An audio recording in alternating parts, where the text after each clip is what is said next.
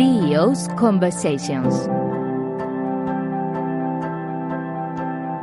Conversaciones con los CEOs. Un programa dirigido y presentado por Luis Álvarez Satorre. Hola, volvemos a estar aquí para compartir este momento de reflexión y para entender cómo es la vida de los máximos responsables de organizaciones en nuestras conversaciones con los CEOs. Estos seres que están al frente de compañías, de equipos, tratando de liderar lo que están haciendo y llevar adelante diferentes proyectos. Hoy contamos con la presencia de Dani Bertolín. Dani es CEO de MyDataMood y además es founder de Modelica. Hola, Dani. Muy buenos días. ¿Qué tal, Luis? La verdad es que es una gozada contar contigo hoy, y a mí siempre me gusta comenzar en nuestras conversaciones preguntando, bueno, pero ¿quién es Dani, ¿no? ¿Quién es Dani Bertolín? Bueno, pues yo soy me considero un joven CEO, porque además nuestra iniciativa no deja de ser una startup, tiene poco tiempo de vida, aunque es muy ambiciosa. Y lo que sí que tengo, bueno, mucha experiencia es en la gestión de equipos en grandes compañías. Creo que mi proceso es por el que pasa muchísima gente, estar en grandes corporaciones, ver el negocio a nivel global y luego decidir que tienes que aportar tú de forma personal a tu semillita, ¿no? Y la forma de hacerlo, lógicamente, es con una iniciativa propia. Entonces me considero un humilde emprendedor con un equipo de socios realmente de mucho nivel y nada, un CEO en fase de aprendizaje. Y ¿en qué momento percibes esa especie de gusanillo que te entra, que dices, con todo lo que yo sé, como me gustaría ser yo el que lidera esto? Pues yo creo que es un proceso que no sucede en un día que te levantas por la mañana y dices, mira, creo que quiero ser CEO, ¿no? Yo creo que se produce sobre todo en base a un punto de aburrimiento, de darte cuenta que lo que estás haciendo no te gusta, o al menos esa es mi visión. Y creo que conforme vas hablando con la gente te das cuenta de que es así, ¿no? Crees que en fin, que al final en la facilidad no está el éxito y quieres hacer cosas que te reten un poquito. Entonces te das cuenta que en tu entorno hay gente que lo intenta, gente que no, y comparas unos con otros y dices, hombre, el que lo intenta, a pesar de que pueda fracasar y a pasar de sus malos momentos, yo le veo más feliz. Y quieras que no, ese debe ser el driver que deberíamos seguir todos. Entonces, sucedió. Yo estaba en una empresa en la que aprendí mucho, la última en la que estuve, que fue en Docomo Digital, pero me di cuenta que todo era un poco sota, caballo y rey, no creía que fuera a aportar mucho más, y me fui, yo creo, en un buen momento, en el momento en que las cosas estaban bien y que llegábamos a cifras en España y Portugal, que era el área que yo llevaba. Y pues la verdad es que me he embarcado en varios proyectos desde ahí. Soy coach además, o sea que no solamente estoy en este mundo de la data y de la analítica, que es un poco, a lo mejor, poco sexy. También me gusta trabajar con personas, trabajar en ese ámbito del desarrollo personal. Lo he hecho siempre de forma muy intuitiva y pues al final lo que ha sucedido es que de forma natural cada uno va viendo su espacio en el que puede ayudar, al menos ese es mi punto de vista, y generar riqueza hacia los demás y hacia uno mismo. Y me manejo ahí como puedo. La verdad es que ahora estoy mucho más feliz, pero llevo un nivel de saturación importante, que mi chica lo padece. O sea, es búsqueda de la felicidad, de realizarte en un proyecto diferente. Cuéntanos aquí en la intimidad los momentos de vértigo también, ¿no? Porque estoy seguro que, todas las conversaciones que tenemos siempre tienen algunos momentos que dices, ¿por qué me metería yo aquí? Pues es una buena pregunta. Yo, por mi carácter, acostumbro a ser bastante inconsciente. Entonces, el vértigo no lo trabajo. La incertidumbre sí. Pues al final, cuando lo manejas desde el positivismo, le das la importancia relativa a todas las cosas. Y crees que, si una cosa sale mal o un proyecto sale mal, será porque tiene otra vía y hay que buscarla. Entonces, te reconozco que todavía estoy en esa fase de entender cómo debo gestionar bien mi tiempo, que para mí es el bien preciado. A partir de ahí ir construyendo. Y de momento, en los proyectos en los que estoy, te reconozco que lo que se junta en ellos es que sé que lo que estamos haciendo tiene un sentido, o sea, ese propósito vital que creo que es bueno que cada uno trabajemos. Y además aprendo y ya por si fuera poco, creo que además tiene lo que aporto tiene peso, ¿no? Entonces, bueno, es un conjunto de sensaciones. Y, hombre, no te negaré que la parte de duda y de incertidumbre existe, pero es que si no existiera sería muy aburrido, ¿no? ¿Y tú cuál sería esa pequeña recomendación que le das a quienes nos están escuchando de cómo seguir aprendiendo, ¿no? Bueno, yo creo mucho en el autoliderazgo. No se puede ser un buen líder si no te autolideras. Esa es mi máxima. Entonces, trabajo mucho esa parte, me gusta leer sobre ello, me gusta dar charlas sobre ello.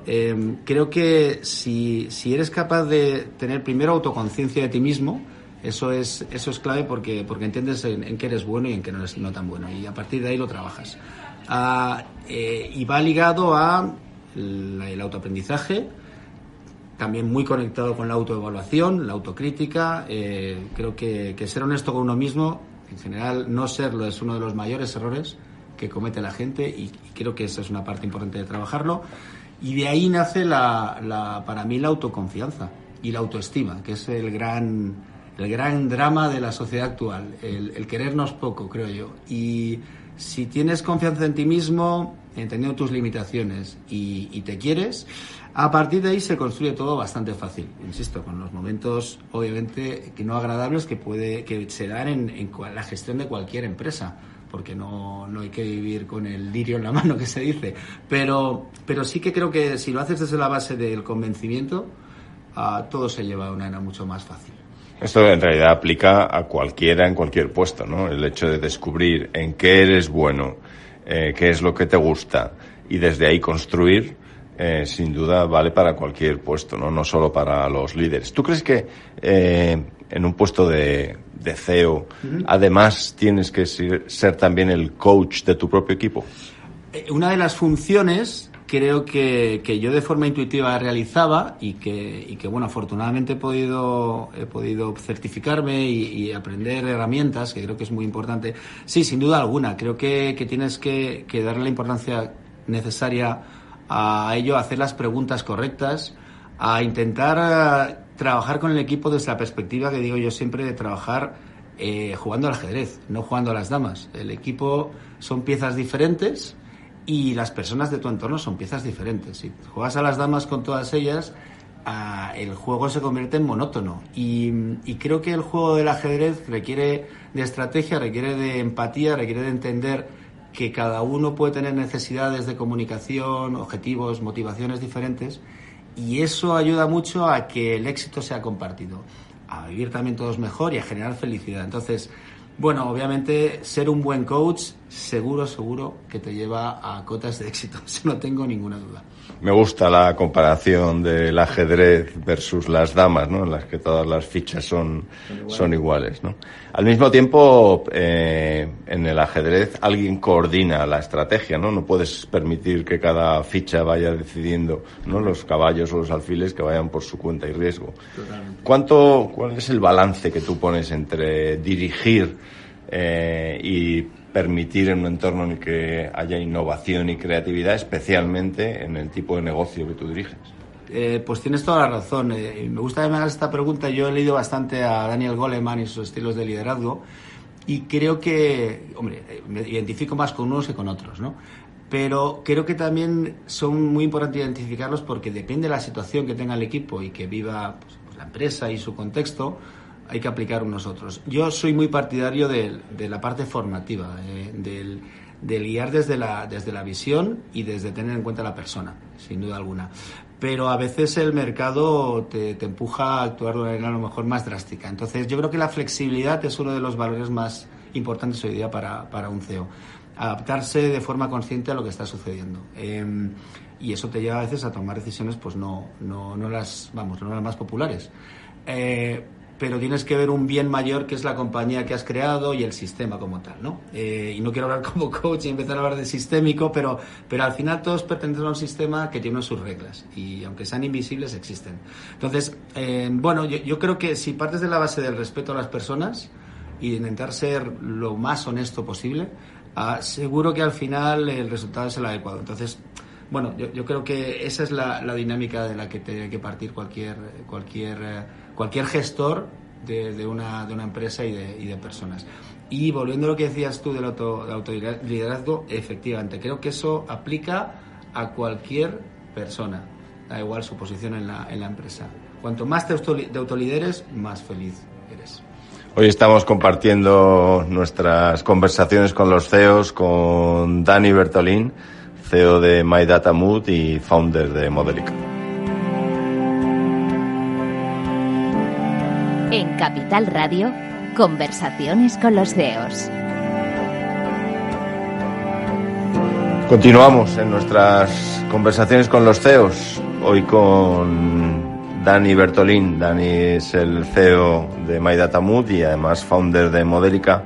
Dani, nos contabas hace un segundo ese papel del CEO que combina el tener una visión, el conseguir conectar con el equipo y permitir que luego a la hora de ejecutar las cosas, a mí me ha recordado a las 3 dimensiones de las que yo hablo en mi libro, como bien sabes.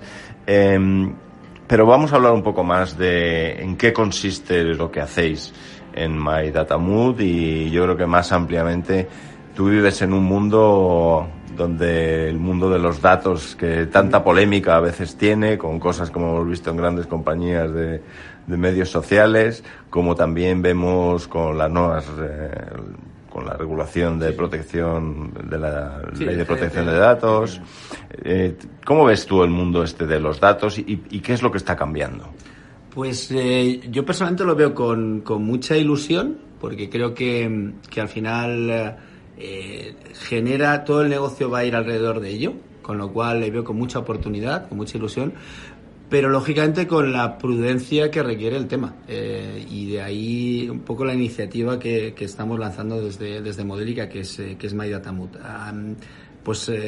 A raíz de hablar mucho con clientes, de entender cuál es la situación, cómo se usan esos datos, y lógicamente verlo desde la perspectiva también de usuario, que todos tenemos familia, amigos, etcétera, y creo que ahora se está generando un nuevo, lo que nosotros llamamos el New Data Deal, ¿no? Este nuevo ecosistema, aunque no me gusta utilizar la palabra ecosistema, pero indefectiblemente muchas veces tiene que aparecer, es una nueva realidad, ¿no?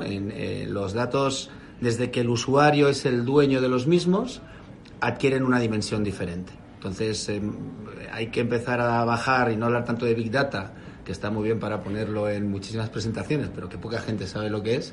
Y vamos a hablar de la data, de los datos, de la identidad personal en el mundo digital, que cada vez es más y que al final va a ser todo, sinceramente. Entonces, eso es un elemento que hay que darle la importancia que requiere, a todos los niveles, no solamente a nivel de usuario final, no solo a nivel de empresas, sino también a nivel de administración pública y de todo tipo de organismos. O sea, para nosotros hay muchos stakeholders que se verán afectados y que ya se están viendo afectados por esa nueva realidad. Entonces, bueno, nosotros modestamente somos una iniciativa que quiere empoderar de verdad al usuario final para que tenga control real sobre sus datos, para que sepa qué se hace con ellos, para que entienda qué datos propios corren por la red y cómo se están usando. Y para que las empresas tengan la capacidad de tener mucha transparencia, de poder incluir a esos clientes suyos en ese apoyo a desarrollar pues mejores productos, mejores servicios, adecuar esa oferta a las necesidades y a los deseos del cliente, y lógicamente que esté en un marco regulatorio adecuado, que para eso nació el GDPR y la futura ley que va a englobar todo, que es el nuevo e-privacy, y que entrará en vigor en pocos meses. En ese esquema todo pasa un poco de soslayo, la gente aprueba cookies y no sabe bien qué es lo que hace, y como no le explota la casa pues no se preocupa, pero ya empiezan a haber muchas iniciativas, empiezan a suceder cosas que la gente realmente empieza a tomar conciencia de que ese elemento tiene mucho valor y que le puede condicionar. Entonces, estamos aquí un poco para concienciar y para generar una plataforma que permita la comunicación tanto entre los que denominamos los mooders, que son los usuarios, cualquiera de nosotros, tú y yo, Luis, y los coopers, que son nuestras empresas, las empresas que utilizan esos datos, pues obviamente para generar un offering de mucha mayor calidad, pero que probablemente lo están haciendo de una manera no muy transparente, y creemos que hay forma de generar un ecosistema limpio.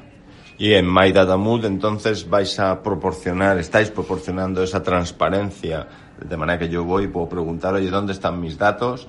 Y al mismo tiempo que pues se puedan utilizar para aquello que yo de verdad quiero. Correcto, totalmente de acuerdo, Luis. Lo que queremos es que tú puedas recuperar esos datos, que sepas qué datos tienen tuyos, que es muy interesante, porque creemos que a veces son solo los datos declarativos, pero claro, nosotros dejamos un rastro digital cuando nos vamos de un site a otro site, en fin, lo que es la huella digital. Y esa es utilizada, lógicamente, porque hay un ecosistema publicitario, sobre todo, que está conectado y que bueno, que por eso te aparece una serie de publicidades y no otras, el retargeting, no me quiero poner muy técnico, pero obviamente dejamos una trazada, ¿no? Y es lo que queremos es que el usuario tenga, pues con un clic, tenga la capacidad, y obviamente dándonos ese permiso, de tener un control, de tener una especie de, ¿cómo te diría yo?, de wallet de su data, que tiene un valor, muy, pues cada vez más elevado. Es un elemento nuevo que ha aparecido y que suena a veces un poco raro, pero que realmente tiene realmente un peso específico y tiene una transformación en dinero, ¿no? No quizá ahora, pero sí es un modelo que debemos empezar a trabajar, pensando en un futuro en que cada usuario pueda tener un ingreso por los datos que están utilizando de ellos. Y nuestros datos, que tradicionalmente eran pues nuestro nombre, nuestra dirección, la fecha de nacimiento, se extienden a nuestros intereses, a las informaciones que compartimos y últimamente también a nuestros comportamientos, ¿no? ¿Cómo se utiliza luego esta información? Bueno, aquí hay, pues dependiendo de los sectores, hay diferentes tipos de uso. Yo quiero pensar que bien, pero todo indica que al fin y al cabo ya no voy a entrar en el famoso uso de datos a nivel político que se hizo a través de Cambridge Analytica y Facebook, que creo que un poco ya todos estamos al cabo de la calle de ello. Bueno, yo quiero pensar que eso fue un efecto muy, muy colateral, pero las empresas, lógicamente, pues si tienen datos de mi comportamiento en redes sociales, pues quién no me dice que una aseguradora no está a lo mejor encareciéndome mi seguro según qué tipo de vida lleve, de ordenada o de desordenada. O que siguiéndome esa curva que aparece pues en determinadas redes sociales o e-commerce a los que visito, pues que un banco ofrezca un determinado tipo de producto u otro y me persiga con ello, ¿no? Esto es lo más light, pero vamos, si nos vamos un poco futuristas, un poquito Black Mirror, ¿qué va a hacer Apple con mi huella? Pues no lo sé, a lo mejor me clona en un futuro y bueno, y Alexa se va a convertir en un elemento más de la familia, dice Alexa o cualquier asistente de voz, y ya hay incluso chistes que dicen que Alexa ya conoce más a la familia que la familia en sí misma. Entonces bueno, de momento lo estamos tomando pues con cierto humor, pero yo creo que es bueno que tengamos en cuenta que esa información puede ser usada, como bien sabemos, de una manera o de otra. Entonces hay un riesgo. Y sin duda sí que vemos que esto ocurre porque, en cierta forma, intercambiamos servicios por esos datos, ¿no? Porque cuando yo introduzco mis datos en Google, porque estoy buscando algo, en cierta forma le estoy dando gratis a Google mi interés en un determinado tema a cambio de que me facilite la búsqueda. Cuando yo puedo poner fotos y compartir ubicaciones en las que estoy en redes sociales, pues en el fondo es a cambio de que esa información luego va a ser utilizada, ¿no? Y yo no pago por utilizar esos servicios. Lo mismo ocurre ahora pues en redes de trabajo como LinkedIn o en Booking.com o en muchísimos otros sitios donde en el fondo compartes tus intereses y comportamientos. Luego, cuando yo como usuario entro en un sitio y veo un anuncio, todavía hay gente que se sorprende, ¿no? Claro, es que es un tema que me parece muy interesante porque siempre hemos tenido esa pequeña discusión de, tú te crees que Internet es gratis, ¿no? Bueno, claro, es que si tú no pagas en un sitio es que el producto eres tú, ¿no? Es la típica frase que bueno, los que venimos del mundo de la publicidad pues lo utilizamos bastante. Y es verdad, es cierto. Lo que ocurre es que se ha convertido en un estándar y sin que la gente entienda que ese canje te ha venido dado y lo has aceptado, pero no te han dicho, oye, mira, ¿qué prefieres? Porque en general, al final se le da poco valor a lo que está sucediendo en los sites. Temen que la gente no convierta si no tienes un producto de mucha calidad y lo convierten en ese tipo de canje que sea algo que vaya por debajo, ¿no? Que sean esos datos y que yo los utilizo de determinada manera para sacarle un beneficio. Entonces está la publicidad, etcétera. Yo creo que ahora con este cambio de paradigma en el que el usuario es el dueño real de esos datos y los cede, tenemos que ser mucho más pulcros y tenemos que ir un paso más allá. Y a lo mejor pues puedes hacer una zona premium, una zona no premium. En fin, esto seguro que va a seguir evolucionando y coincido contigo. Al final todo se ha convertido en un estándar en el que, bueno, hasta ahora los datos pues a lo mejor no eran tan relevantes, pero ya que ahora que está todo digitalizado y lo estábamos comentando antes, bueno, el peso que tienen los datos en tu vida, eso va a ir increciendo, no va a ir disminuyendo. Y sí que es bueno que nos concienciemos y que trabajemos en una plataforma para tener eso controlado. ¿Y cuál es el papel de un CEO, de un líder?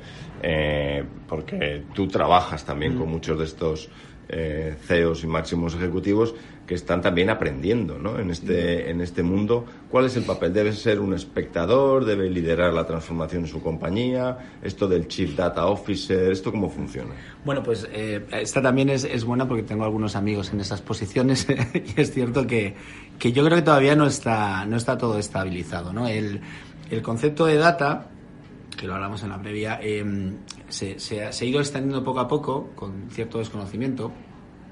Y el data per se no es tan importante, es el análisis que se haga de ese data, ¿no? El data es el new oil, pero bueno, sin la analítica que lo refine, pues tiene poco valor. Tú puedes tener mucho petróleo, pero lo que te vale es la gasolina, ¿no? Entonces, esa es la clave, la analítica que se extraiga de ahí. Tener elementos en una compañía sólidos en cuanto a conocimiento, qué hacer con esa analítica y esos datos, y que puedan asesorar al CEO de forma con conocimiento de causa, sobre todo para diseñar una estrategia inteligente de la compañía en el corto, en el medio y en el largo plazo, creo que es básico. Lo que ocurre es que hablamos de transformación digital, que va muy ligado a esta parte, y pocas empresas entienden que eso también requiere no solo un cambio estructural y de fichar a según qué persona, sino dejar trabajar a esa persona y que la empresa abrace la nueva realidad y que la cultura de la compañía realmente sea digital, que instalar un software no es una transformación digital,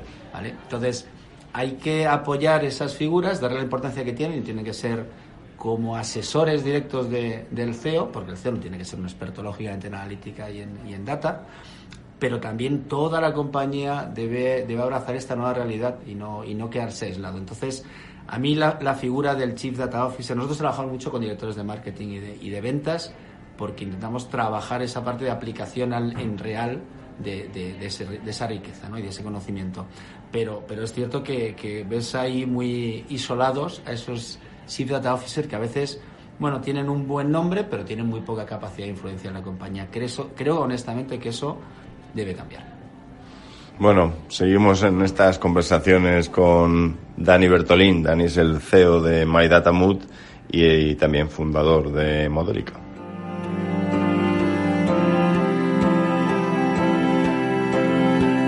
Conversaciones con los CEOs, un programa dirigido y presentado por Luis Álvarez Satorre.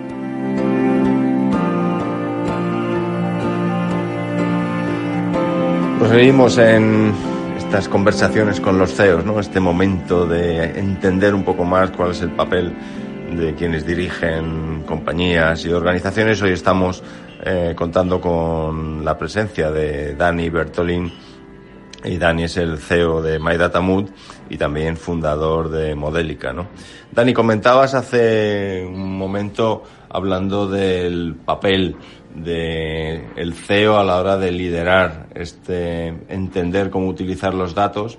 Yo también he visto que hay organizaciones en las que, por el hecho de nombrar el Chief Digital Officer o el Chief Data Officer, parece como que es un descargo de la conciencia y basta nombrarlos como para que de pronto las cosas ocurran, ¿no? Tú decías que tienes una visión diferente. Sí, yo es lo que te apuntaba. Yo creo que es una posición que creo que es muy relevante, pero ahí la clave está en la estructura mental del CEO, y porque eso es lo que va a marcar la filosofía de la compañía. El CEO puede darle el empower necesario a esa figura del CDO, o sencillamente dejarlo aislado y que sea un elemento decorativo, que haga sus cositas, pero que no interfiera en el devenir normal de la compañía.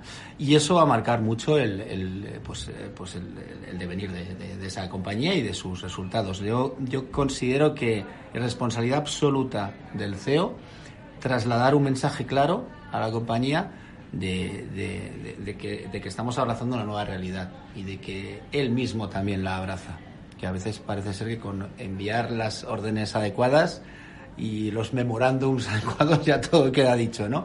No, yo creo que hay que liderar con el ejemplo, en este caso, y estar muy implicado e intentar salir de la famosa zona de confort, ¿no? Y pasar la zona del miedo e irte a la zona de aprendizaje y hacerlo desde la primera persona, cada uno con su nivel y con su nivel de responsabilidad y con el impacto que va a tener en la compañía, ¿no? Pero sí que creo que es un tema que va mucho más allá de tener un CDO. Es cambiar parte de la cultura o buena parte de la cultura de la compañía.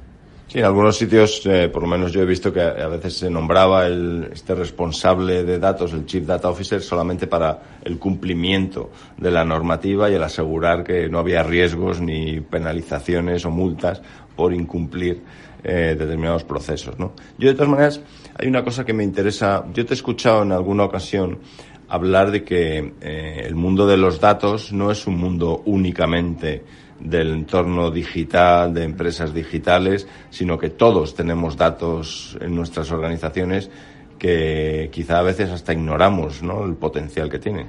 Sí, es una de las situaciones más habituales que se nos da cuando vamos a visitar a un cliente nuevo. Es el famoso tema de los silos, ¿no? Que es como, cuando se convierte algo en trending, pero todo el mundo habla de los silos, etcétera. Pero existen realmente, hay departamentos que trabajan uno al lado del otro, pero que no comparten información, o que consideran que la información no es relevante para otro departamento, y eso haría mucho más eficiente el trabajo conjunto. Efectivamente, uno de los grandes dramas de las grandes corporaciones es cómo integran esos datos de forma inteligente, cómo los perfilan, cómo les dan valor, cómo entienden mejor a su cliente final, que aunque parezca muy obvio, pues pocas lo tienen trabajado, y luego cómo los enriquecen, cómo a partir de ahí pueden darle una propuesta de valor mucho más adecuada. Y te hablo de empresas no pensemos en empresas de B2C, sino pensamos sobre todo en empresas de B2B, en la que deberían tener una idea mucho más clara.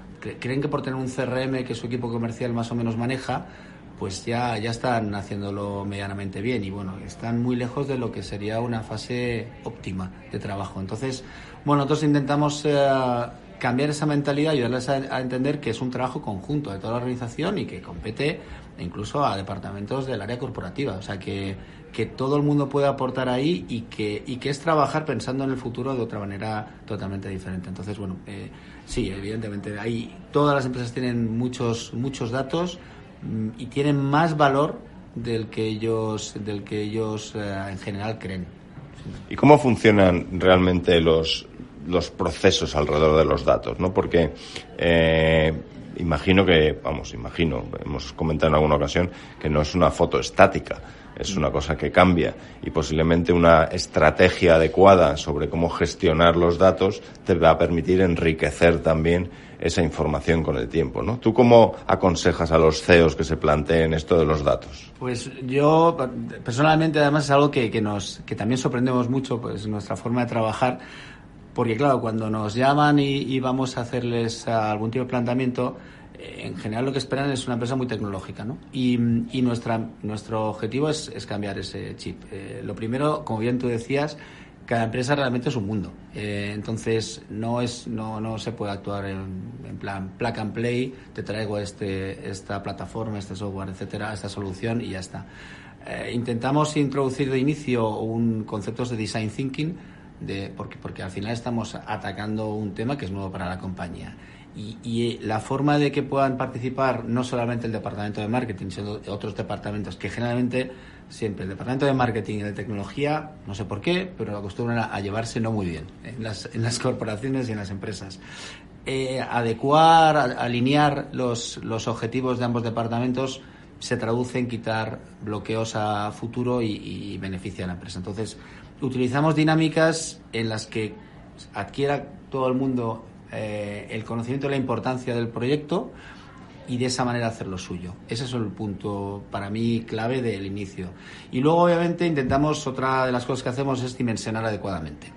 Nos encontramos con pequeños dramas en muchas empresas de tamaño medio, sobre todo, que hacen inversiones muy importantes, que les cuesta mucho dinero y que luego se dan cuenta que no les saca rentabilidad o rendimiento a esa inversión. Y probablemente no se han equivocado en elegir una determinada solución. A lo mejor se han equivocado en elegir el pack completo de la solución, porque les hace falta una pequeña parte, pues de momento para testarla, para empezar a trabajarlo y luego ampliar otros módulos. Entonces nos encontramos con gente que se ha hipotecado en compras de mucho peso y que la idea que tienen es que eso no sirve para nada. Entonces, claro, tienes que volver atrás, tirar de atrás y decir, no, a ver, esto sirve, bien dimensionado, tiene todo el sentido del mundo. Mal dimensionado no lo vas a rentabilizar probablemente nunca y te va a afectar a tu cuenta de resultados. Entonces, esa parte también reconozco que quizás se ha sobrevendido mucho en el pasado y nosotros intentamos estar muy de cerca del cliente. Hacemos esa labor de coaching con el cliente, ¿no? De acompañamiento, de hacerle según qué preguntas para que él mismo vea, bueno, dónde no se ha hecho bien, pero que no le lleve a pensar que el problema es el data o la analítica o el gastarse mucho dinero en ello o en digitalizar la compañía. Eso es lo que intentamos transmitir, ¿vale? Me da la sensación de que además de coaching hacéis algo de evangelización también de cómo se trabaja, ¿no? En ese sentido, cuando tú trabajas, y yo creo que muchos de los que nos escuchan, o algunos de los que nos escuchan, tendrán también compañías como la tuya muy especializada en algo concreto. ¿Cómo encuentras los clientes? ¿Vais a eventos? ¿Coges la lista de empresas y empiezas a llamar una tras una? Cuéntanos el secreto de cómo llegar a este proceso de evangelización y luego conseguir un proyecto. No sé si puedo contar este secreto aquí, pero no soy mucha gente. No, te lo cuento porque creo que tampoco. Al final hay mucho trabajo detrás y eso ya es el de cada uno, ¿no? Y también mucha calidad. Nosotros personalmente veníamos ya cada uno de los socios de diferentes ámbitos. Lo que usamos de inicio fueron contactos personales, que es lo que hace la mayoría de consultoras, que no sean las súper grandes, ¿no? Que levantan un teléfono y ya lo tienen todo hecho. Entonces, sobre todo de contactos cercanos, porque al final también tienes que ir aprendiendo con el mercado. En ese sentido somos bastante realistas y humildes. Y a partir de tener ya diferentes casos de éxito, puedes ir ampliando ese espectro. Obviamente ir a eventos, darte a conocer, es un elemento yo creo que puede ser muy relevante, pero quien lo cede todo a voy a generar marca y voy a ir a eventos y a dar mucho a conocer, creo que es un error. Creo que al final hay un tema de calidad, de boca a oreja, que digo yo, y de que puedas ir respaldado por lo que estás haciendo con otros clientes. En nuestro caso, sobre todo, que trabajamos mucho esa parte de vamos a ser honestos, vamos a plantear una dimensión adecuada, no venimos aquí a pegar ningún pelotazo, sino a estar contigo, enseñarte, pues creo que la forma más adecuada es en base a ese referral, ¿no? O programa natural que se genera en el mercado. Pero sin duda alguna explicar tu propuesta de valor que intentas que sea diferente en un evento tiene sentido. Por eso también de ahí surgió la idea de MyDataMood, porque realmente creemos que somos parte importante de esa nueva realidad, de ese nuevo paradigma, y creo que con nuestro conocimiento y además esa capacidad de tener en cuenta opiniones de empresas y de usuarios nos obliga moralmente a lanzar una iniciativa de este tipo. ¿Y tenéis algún evento a la vista? Sí, la verdad es que tenemos la intención, porque llevamos trabajando con administración pública y con diferentes empresas, etcétera, a lo largo de este año. Presentamos oficialmente My Data Mood en el próximo Pure Mobile, en junio, que es el evento de la Mobile Marketing Association aquí en España, y a partir de aquí pues iremos a bastantes más. Tenemos ya paradas algunas charlas en universidades, porque también hay cierto interés y acerca del mundo ese tan complejo, ¿no?, de la data, pero nuestro interés es acercarlo al público de forma natural, quitar miedo y que vean que hay una opción fácil de uso para empoderarse. Bueno, Dani, una conversación estupenda. A mí me ha gustado. Me quedo con algunas de las cosas que has dicho. Creo que al principio hablabas de esta recomendación de la búsqueda de la autoestima, ¿no?, del autoconocimiento, del aprendizaje continuo, y que entender en qué eres bueno y qué es lo que te gusta, que eso aplicaba prácticamente a cualquier perfil, no solo al perfil del CEO. Hablabas también de esa visión positiva a la hora de seguir entendiendo quién eres y sobre todo cuál es tu contribución que puedes hacer, a veces haciendo coaching a tu equipo. Hablabas también, cuando comentábamos acerca de My Data Mood y de Modélica, que la frase esta de que data is the new oil, ¿no?, que es el nuevo petróleo, pero que hacen falta los analytics como la refinería para conseguir la gasolina que impulsa a las empresas. Y yo creo que también la comparación esa entre ajedrez y damas, seguro que a quienes nos escuchan hoy les ha gustado. Y tu recomendación final a los CEOs de que realmente se involucren en cómo los datos que tienen en sus organizaciones pueden ser también una herramienta extraordinaria de generación de negocio, de entender a sus clientes y de crear nuevos productos y servicios. Estupendo esta conversación. Es maravilloso. No, muchísimas gracias, Dani, por estar hoy con nosotros. Gracias a ti, Luis. Un placer, de verdad, ¿eh? Conversaciones con los CEOs, hoy con Dani Bertolín, CEO de My Data Mood y fundador de Modélica.